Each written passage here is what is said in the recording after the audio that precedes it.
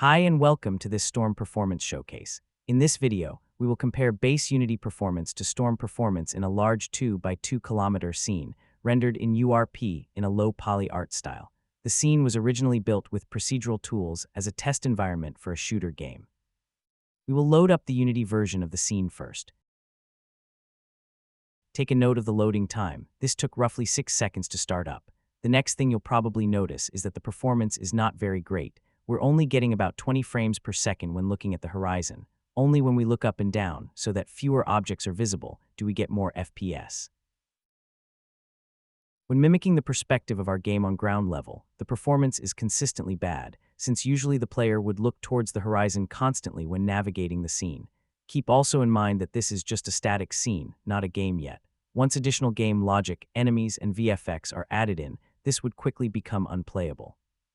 Let's now take a look at the Storm version of this scene. The first thing you might notice is that the scene loads significantly faster. It took only about 2 seconds, as opposed to 6 seconds with Unity. The second thing, and this is much more important, is that we are now getting great high frames with Storm, while the scene is visually almost identical. Storm achieves this by automatically creating LODs for your content and applying advanced rendering techniques when dealing with such large object counts. When we take on the ground level perspective again, we now have good performance with plenty of reserves. This will be more than enough to add in our game logic and other actors.